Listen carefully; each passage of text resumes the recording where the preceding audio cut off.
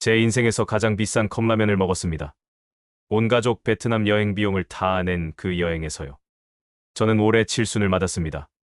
아내를 일찍 보내고 혼자 산 지가 벌써 10년이 넘었네요. 처음엔 정말 힘들었어요. 밥 먹다가도 울고, 잠자다가도 울고 그랬습니다. 그런데 사람이 참 신기한 게 시간이 지나니까 익숙해지더라고요. 혼자 사는 것도.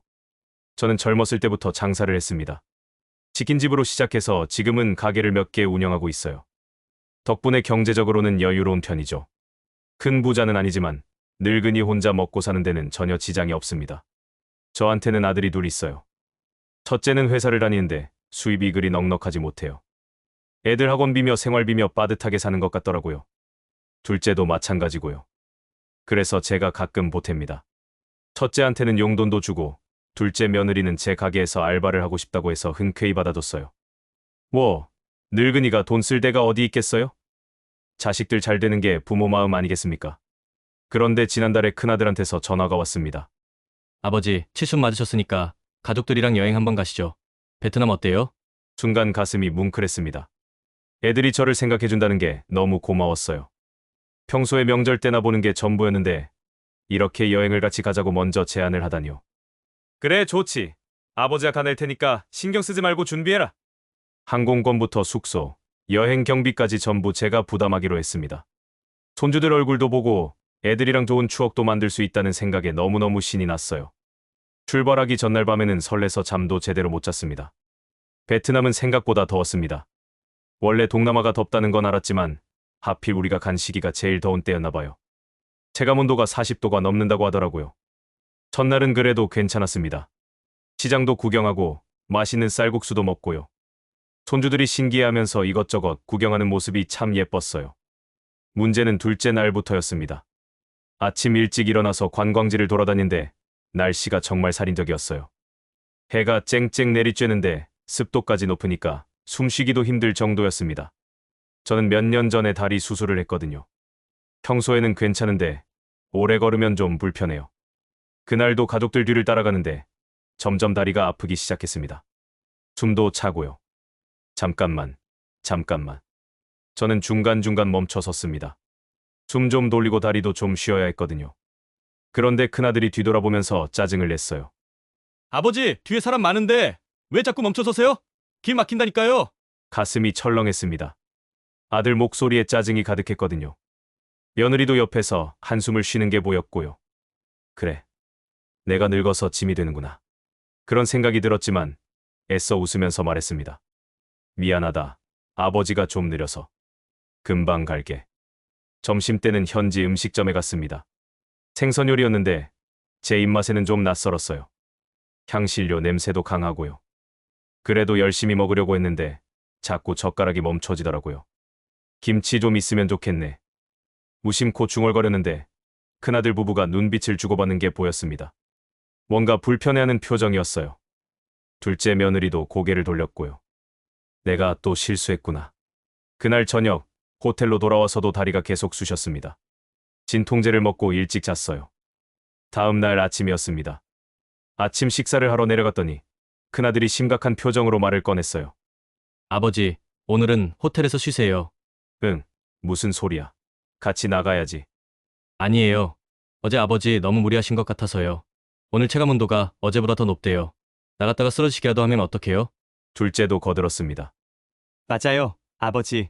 시원한 호텔 방에서 푹 쉬세요. 아니야, 괜찮아. 아버지 괜찮다니까. 저는 극구 괜찮다고 했습니다. 같이 여행 왔는데 혼자 호텔에 있으면 뭐 하겠어요. 손주들 얼굴이라도 봐야죠. 하지만 아들들은 단호했습니다. 안 돼요. 오늘은 꼭 쉬셔야 해요. 건강이 제일 중요하잖아요. 결국 저는 호텔 방에 혼자 남겨졌습니다. 가족들은 다들 신나게 준비해서 나가더라고요. 손주들도 할아버지 안녕히 계세요. 하고 손 흔들면서 가버렸어요. 방문이 닫히는 소리가 유난히 크게 들렸습니다. 혼자 남은 호텔 방은 너무 조용했습니다. 에어컨 돌아가는 소리만 우웅거렸어요. 텔레비전을 틀어봤는데 베트남어라 무슨 말인지 하나도 모르겠고 핸드폰으로 뉴스를 봐도 집중이 안 됐습니다. 자꾸 시계만 보게 되더라고요. 11시, 12시, 1시. 점심시간이 되니까 배가 고팠습니다. 혼자 나가서 먹을까도 생각했지만 길도 잘 모르고 말도 안 통하니까 겁이 났어요.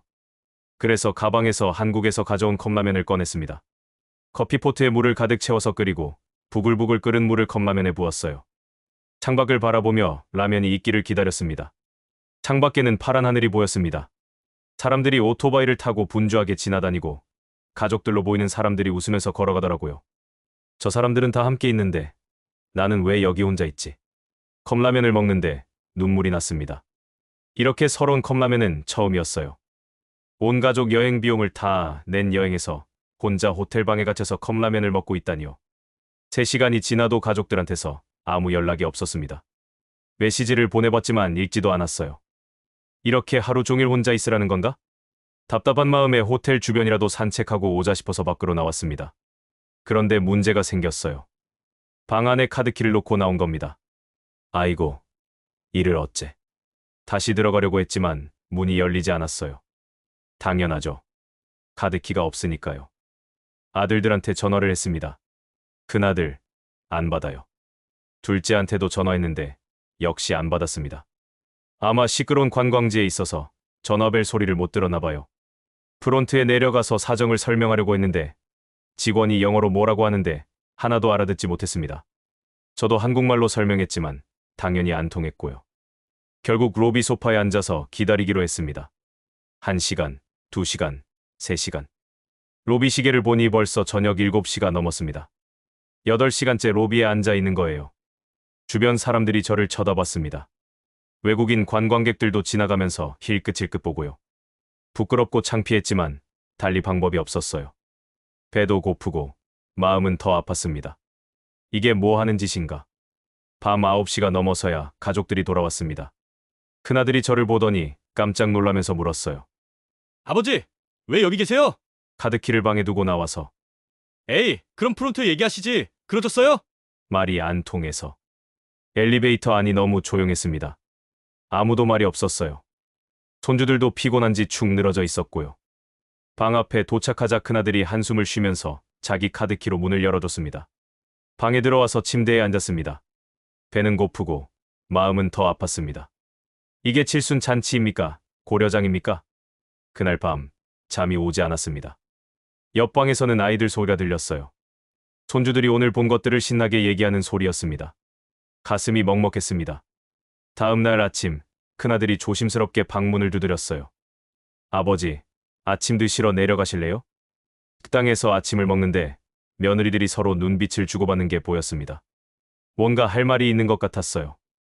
큰아들이 먼저 입을 열었습니다. 아버지, 어제는 정말 걱정돼서 그런 거였어요. 아버지가 쓰러지기라도 하면 어떡하냐고요? 말은 그렇게 하는데 진심이 느껴지지 않았습니다. 둘째 며느리가 끼어들었어요. 근데 아버님, 솔직히 애들도 같이 있는데 아버님까지 챙기는 게 좀 힘들긴 해요. 순간 숨이 턱 막혔습니다. 큰 며느리가 얼른 거들었어요. 아니, 그게 아니라 애들이 여기저기 뛰어다니잖아요. 그것도 신경 써야 하고 아버님 건강도 챙겨야 하고 그러니까 좀 정신이 없다는 말씀이에요. 제가 짐이라는 얘기였습니다. 온 가족 여행비를 다 낸 제가 짐이었던 거예요. 참다 폭발했습니다. 그래, 알았어. 나 서울 간다. 예? 아버지, 갑자기 왜 그러세요? 뭐가 갑자기야? 내가 짐인데 뭐하러 여기 있어? 나 내일 비행기 알아볼 테니까 너희들은 너희들끼리 편하게 놀아. 아들들이 당황했습니다. 아버지, 진짜 아니에요. 오해하신 거예요. 오해. 내가 뭘 오해했는데? 애들 챙기는 것도 힘든데 나까지 챙기는 게 힘들다뇨?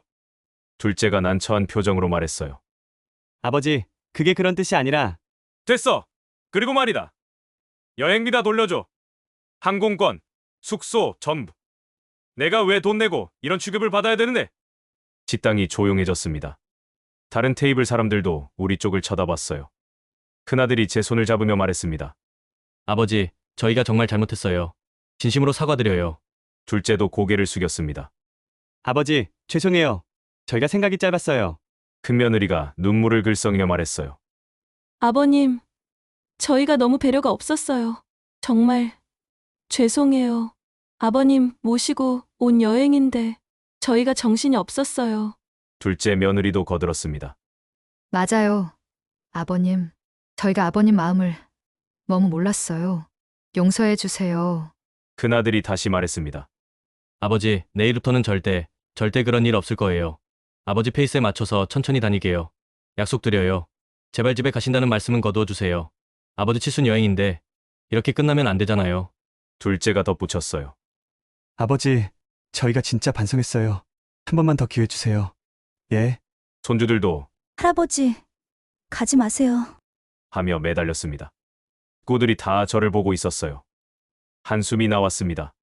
정말 약속하는 거지. 네, 꼭 지킬게요. 다시는 혼자 안 남기는 거다. 네. 아버지, 절대 안 그럴게요. 며느리들도 고개를 끄덕였습니다. 그래도 일단은 믿어보기로 했습니다. 셋째 날입니다. 가족들이 오늘은 베트남에서 가장 아름답다는 절경을 보러 간다고 했어요.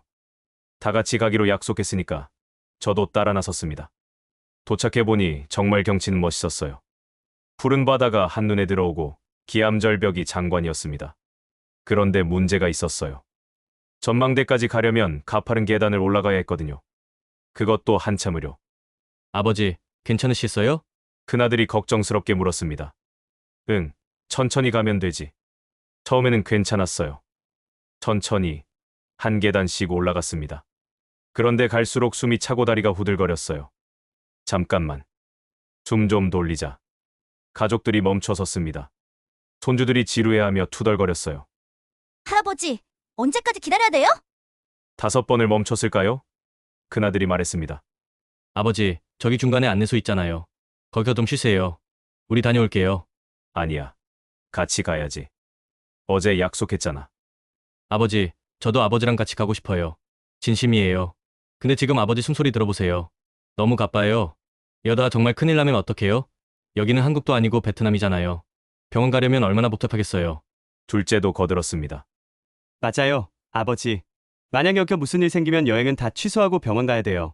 애들도 실망할 거고요. 아버지도 그거 원하시는 건 아니잖아요. 큰며느리도 물을 꺼내며 말했어요. 아버님, 저희가 정말 걱정돼서 그래요. 1시간만, 딱 1시간만 여기서 쉬세요. 저희가 최대한 빨리 다녀올게요. 사진 엄청 많이 찍어서 보여드릴게요. 손주들도 말했습니다. 할아버지, 우리 빨리 갔다 올게요. 할아버지 아프면 안 돼요. 결국 어쩔 수 없었습니다. 그래, 알았어. 빨리 다녀와. 네, 걱정 마세요. 금방 올게요. 가족들은 신나서 올라가기 시작했습니다. 저만 안내소 벤치에 혼자 남았어요. 안내소 벤치에 앉아서 가족들이 올라가는 모습을 바라봤습니다. 손주들이 깔깔 웃으면서 뛰어가고 며느리들이 사진 찍느라 바쁘고 아들들이 앞장서서 올라가더라고요. 저만 없었습니다. 그 광경을 보는데 눈물이 또 났어요. 나는 외톨이구나. 가족 여행인데 혼자인 기분이었습니다. 1시간 반 만에 가족들이 내려왔습니다. 아버지, 진짜 경치 끝내줬어요. 사진 보여드릴게요. 큰아들이 핸드폰을 꺼내서 사진을 보여줬습니다. 손주들이 웃는 사진, 며느리들이 포즈 취한 사진, 아들들이 함께 찍은 사진. 저만 없는 가족 사진들이었습니다. 저녁에는 현지 유명 식당에 갔습니다. 음식이 나왔는데 향신료 냄새가 너무 강했어요. 고수 냄새도 코를 찔렀고요. 한 입 먹어봤는데 도저히 넘어가지 않았습니다. 아버지, 왜 안 드세요? 좀 맵네. 사실은 맵다기보다는 입에 안 맞았어요. 그냥 먹기가 힘들었습니다. 그러자 큰아들이 말했어요. 그때 제가 뭐라고 했죠? 아버지 힘드실 거라고 했잖아요. 따끔했습니다. 둘째 며느리가 덧붙였어요. 아버님, 내일은 정 힘드시면 오전 일정까지만 하시고 오후에는 호텔에서 쉬세요.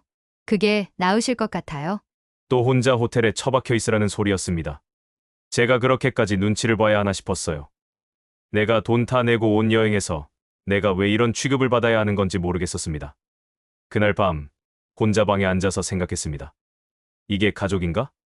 지금까지 아들들한테 얼마나 많이 해줬습니까? 큰아들에는 집 월세도 제가 보태주고 손주들 학원비도 가끔 대줬어요. 용돈도 수시로 줬고요. 둘째 며느리는 제 가게에서 알바를 하는데 사실 일을 그리 잘하는 편은 아니에요. 지각도 잦고 조퇴도 자주 하고요. 그래도 식구니까 그냥 봐줬습니다. 그런데 이렇게 대접받으려고 그랬던 게 아닌데 창밖을 보니 베트남의 밤거리가 화려하게 빛나고 있었습니다. 저 밖에 있는 사람들은 다 행복해 보이는데 나만 호텔방에서 혼자 서러운 생각을 하고 있네요. 그래, 기억해두자. 오늘 이 기분을 잊지 않으려고 했습니다. 이 서러움을, 이 배신감을요. 제가 눈칫밥을 먹으러 온 가족 여행비를 다 낸 건가 봅니다. 베트남 여행은 그렇게 끝났습니다. 남은 이틀도 비슷했어요. 저는 최대한 불편한 내색을 안 하려고 했고, 아이들은 글쎄요, 저한테 신경 쓰는 것 같으면서도 결국엔 자기들끼리 더 즐거워하더라고요. 공항으로 가는 차 안에서도 조용했습니다. 손주들은 피곤해서 잠들었고 며느리들도 핸드폰만 보고 있었어요. 아버지, 재밌으셨죠? 큰아들이 물었습니다. 대답하지 않았습니다. 아버지? 짧게만 대답했어요. 더 이상 말하고 싶지 않았습니다. 차 안이 다시 조용해졌습니다. 인천공항에 도착해서 헤어질 때였어요. 아버지, 조심히 들어가세요. 연락드릴게요. 고생 많으셨어요, 아버지. 둘째도 인사했습니다. 손주들도 할아버지, 안녕. 하고 손을 흔들었어요. 가족들은 각자 집으로 향했고 저도 혼자 집으로 돌아왔습니다. 집에 들어서니 더 조용했어요. 여행 가방을 끌고 들어와서 거실에 털썩 주저앉았습니다. 나는 뭐 하러 갔다 온 건가? 귀국한 다음 날 큰아들한테서 문자가 왔어요. 아버지, 잘 쉬고 계세요? 여행 사진 정리해서 보내드릴게요. 답장을 안 했습니다. 이틀 뒤 둘째 며느리한테서 전화가 왔어요. 아버님, 저 내일 가게 나가도 되죠? 짧게 대답하고 끊었습니다. 며칠이 지나고 큰 며느리가 보낸 사진들이 왔어요. 베트남에서 찍은 가족 사진들이었습니다. 저는 한 장도 없었어요. 아니, 정확히는 2장 있었는데 호텔 앞에서 찍은 사진이랑 공항에서 찍은 사진뿐이었습니다. 관광지 사진에는 단 한 장도 제가 없었어요. 사진을 보다가 핸드폰을 내려놨습니다. 큰아들이 또 전화했어요. 아버지, 괜찮으세요? 목소리가 좀 이상하신데. 괜찮아. 할 일 있어서 바빠. 아, 그러세요? 그럼 나중에 다시 전화드릴게요. 그러던 어느 날이었습니다. 가게에 나갔어요. 둘째 며느리가 카운터에 있었습니다. 아버님, 오셨어요? 네. 아버님, 오늘 좀 일찍 가도 될까요? 애가 아파서 병원에 데려가야 할 것 같아요. 늘 하던 대로 그래, 가 하려다가 멈췄습니다. 이 며느리는 평소에도 지각이 잦았어요. 30분씩 늦게 와서는 죄송해요. 아침에 애가 말썽을 부려서. 하고요. 조퇴도 자주 했습니다. 애가 아파서요. 급한 일이 생겨서요. 라면서요. 그래도 지금까지는 가족이니까 봐줬어요. 지급도 빼지 않았고요. 그런데 오늘은 달랐습니다. 가도 되는데 시급에서 빼야지. 예? 아버님, 무슨 말씀이세요? 일찍 퇴근하는 거니까 일한 만큼만 줘야지. 며느리 얼굴이 굳어졌습니다. 아버님, 저 원래대로 이럴 때는 그냥 가도 된다고 하셨잖아요. 애가 정말 아파요. 애가 아픈 건 어쩔 수 없지. 가긴 가되 일한 시간만큼만 계산해서 주는 거야. 가족인데 왜 이러세요? 가족. 그 말을 듣는 순간 화가 치밀었습니다. 가족! 베트남에서는 나 가족으로 안 봤으면서. 예? 그게 무슨... 됐어. 그냥 일한 시간만큼만 계산해서 줄 테니까 갈 거면 가. 며느리가 입술을 깨물었습니다. 알겠어요. 며느리는 짐을 챙겨서 나갔어요. 표정이 좋지 않았습니다. 그날 저녁 둘째한테서 전화가 왔습니다. 아버지, 왜 그러세요? 뭐가? 아내한테 왜 그렇게 하셨어요? 애가 아파서 병원 간 건데 시급을 뺀다고요? 원래 안 그러셨잖아요. 원래는 원래고 지금은 지금이다. 아니, 그게 무슨 말씀이세요? 가족끼리 그렇게까지 해야 돼요? 또 가족이라는 말이 나왔습니다. 야, 너희들이 나를 가족으로 대접했어. 베트남에서. 예? 너희들끼리 다 놀러 다니고 나는 호텔에 처박아 놓고 그게 가족 여행이었어? 아버지, 그건 아버지 건강 때문에. 건강 핑계 대면서 귀찮아서 그런 거 아니었어? 애들 챙기는 것도 힘든데 나까지 챙기는 게 힘들다며? 돈만 뽑아먹을 때는 가족이고 나 챙기기 귀찮을 때는 짐이고 그거지? 아버지가 너무하시는 거 아닙니까? 너무하다고요? 너무한 건 너희들이야. 내가 지금까지 너희한테 얼마나 해줬는데 그렇게 대접받으려고 해준 거 아니거든. 저희도 감사하게 생각하고 있어요. 감사하면 그렇게 행동을 하면 안 되는 거 아니야? 둘째가 한참 말이 없더니 말했습니다. 아버지가 오해하고 계신 것 같은데 저희는 진심으로. 됐어. 나도 이제 생각이 있어. 전화를 끊어버렸습니다. 며칠이 더 지났습니다. 가게 직원한테 말했어요. 다음 주부터 둘째 며느리 출근 안 할 거야. 예. 그럼 누구를? 새로 사람 구할 거야. 둘째 며느리한테도 문자를 보냈습니다. 다음 주부터 출근 안 해도 돼. 수고했어. 얼마 안 있어서 둘째한테서 전화가 왔지만 받지 않았어요. 큰아들한테서도 전화가 왔습니다. 아버지, 무슨 일이세요? 동생한테 들었는데. 별일 아니야. 아버지, 저희가 뭘 잘못했는지 말씀해 주세요. 그래야 사과라도 하죠. 잘못.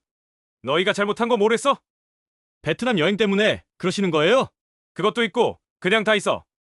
아버지, 그때 정말 아버지 건강 때문에 걱정돼서 그랬던 거예요. 진심이었어요. 알았어. 그럼 이제 내 재산 걱정은 하지 마. 예? 나도 이제 내 인생 살 거야. 너희한테 물려줄 생각 없어. 아버지, 무슨 말씀을? 전화를 끊었습니다. 그날 밤 혼자 앉아서 생각했습니다. 저한테는 집이 한 채 있어요. 제 이름으로 된 집이죠. 상가 건물도 하나 있고 땅도 있습니다. 가게도 3곳이나 운영하고 있고요. 예금도 제법 있습니다. 다 자식들한테 물려주려고 모은 거였어요. 그런데 이제는 물려주고 싶지 않았습니다. 차라리 기부를 하는 게 낫겠다는 생각이 들었어요. 내가 힘들게 모은 재산을 나를 이렇게 대하는 자식들한테 그냥 줄 수는 없었습니다.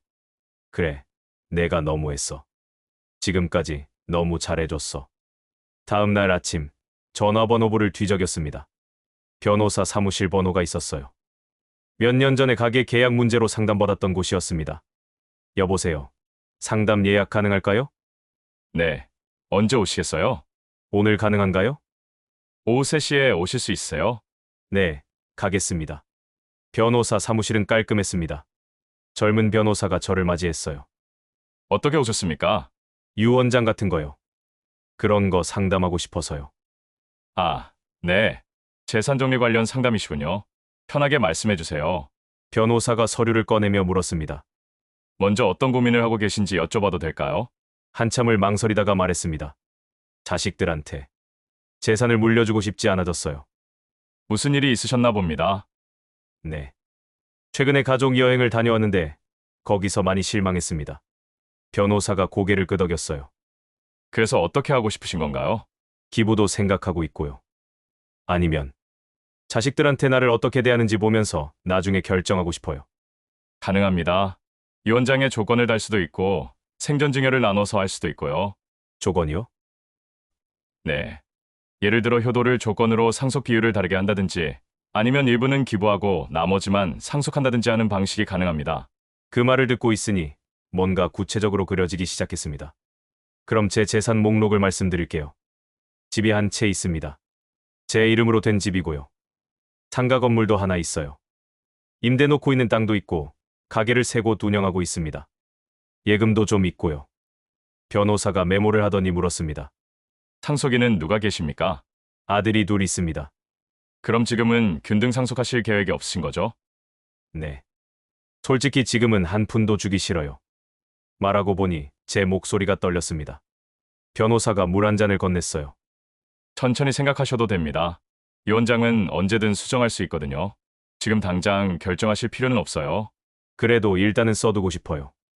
마음이 바뀔지 모르지만 지금 이 기분을 기록해두고 싶습니다. 알겠습니다. 그럼 초안을 작성해 드릴게요. 다음에 다시 오셔서 최종 결정하시면 됩니다.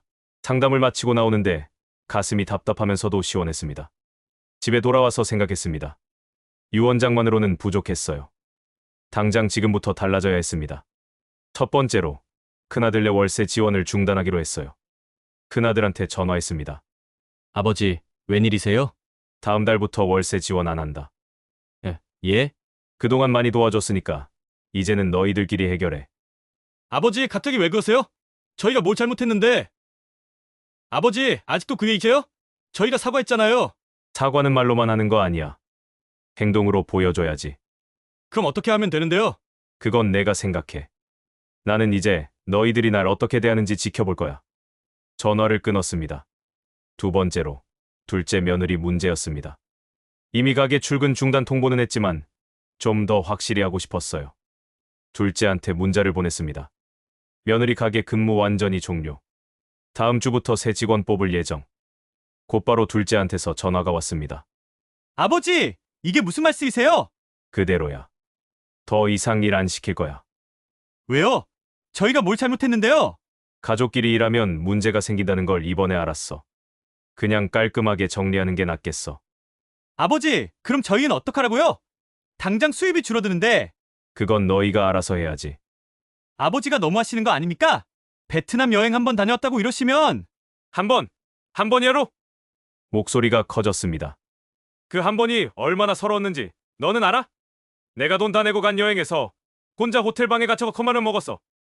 로비에서 하루 종일 너희가 오기만을 기다리고 관광지에도 못 가고 혼자 벤치에 앉아 있었고 그게 얼마나 창피하고 서러웠는지 알기나 해? 그리고 지금까지 내가 너희한테 얼마나 해줬는데. 용돈도 주고 며느리 알바도 받아주고. 그런데 나한테 돌아온 건 뭐야? 짐 취급이었잖아. 아버지, 이제 나도 내 인생 살 거야. 너희들한테 더 이상 기대 안 해. 전화를 끊으려는데 둘째가 다급하게 말했습니다. 아버지, 그럼 저희가 어떻게 해야 아버지 마음이 풀리세요? 그건 너희가 생각해.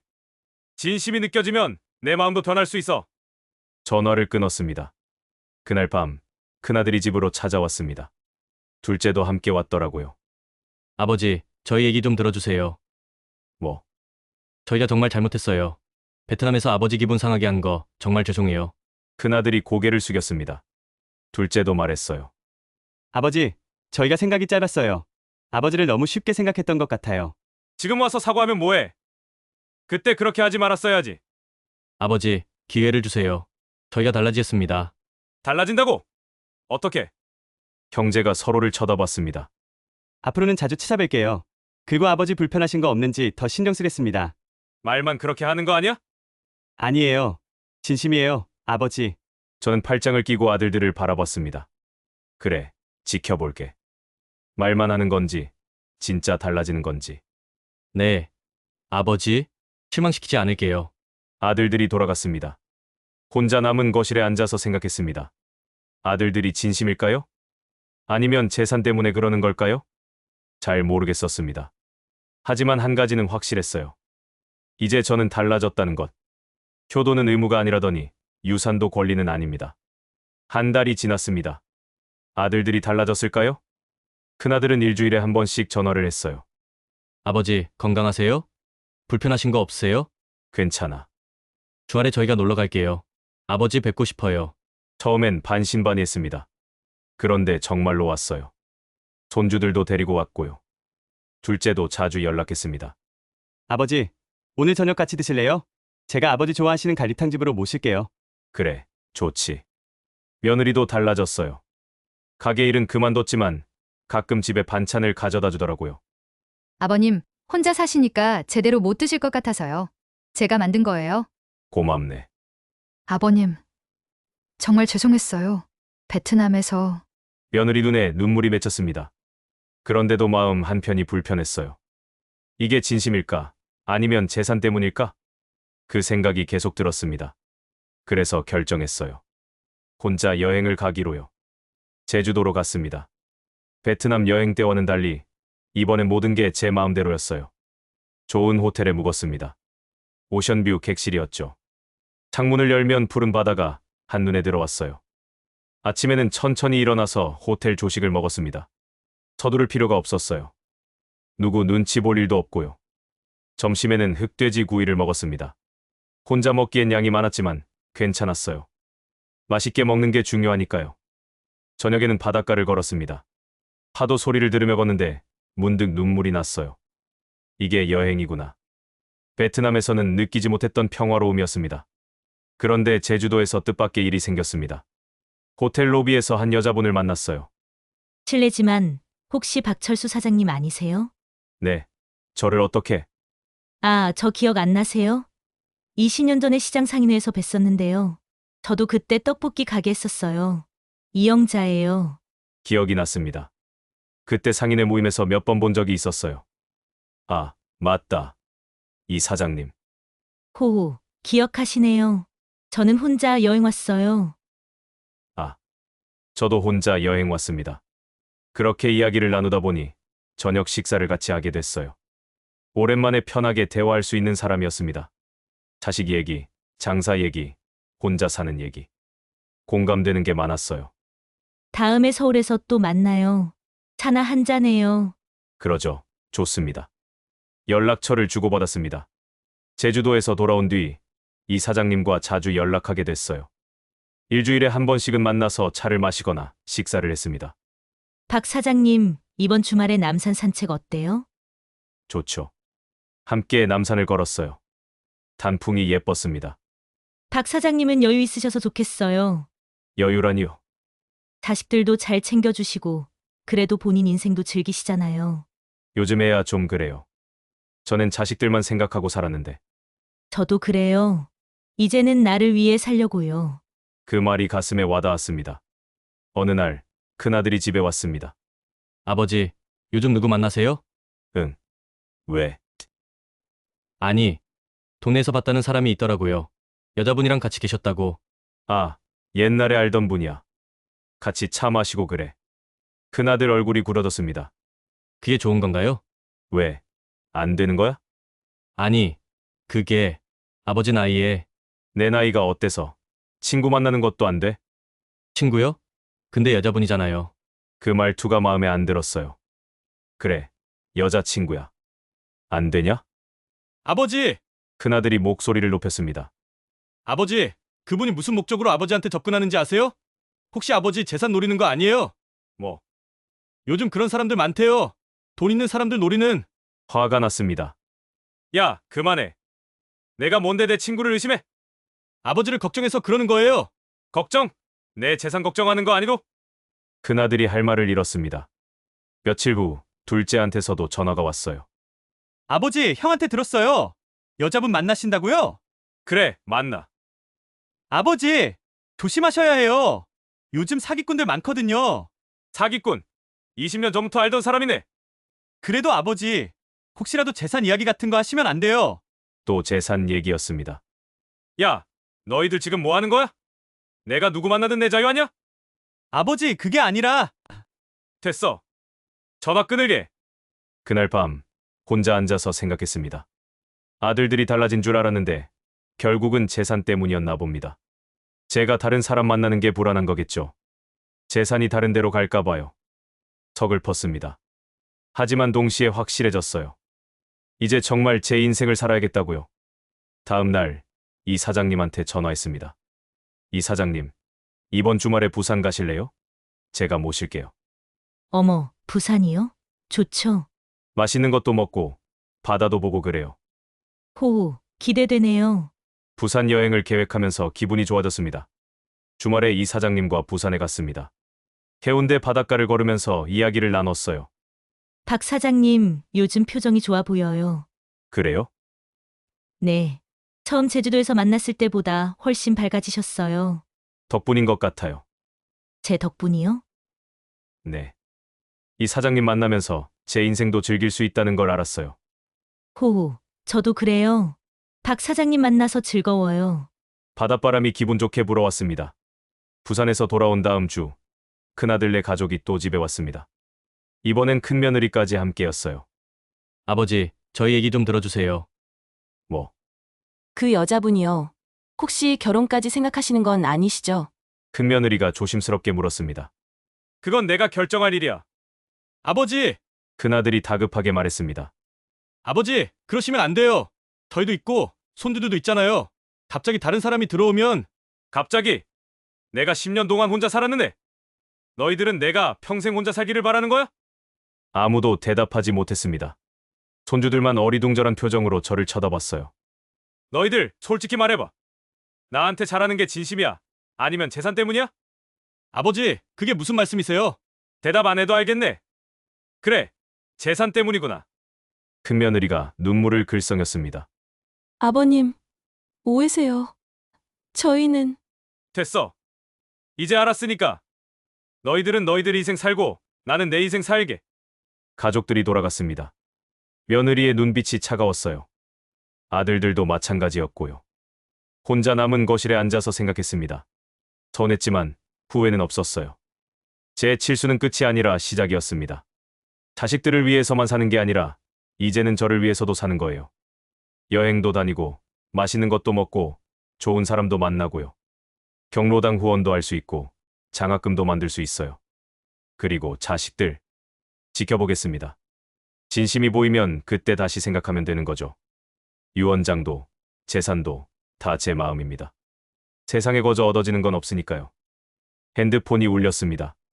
이 사장님이었어요. 박 사장님, 다음 주에 설악산 단풍 보러 갈래요? 좋죠? 가요. 웃음이 나왔습니다. 이제 제 인생을 삽니다.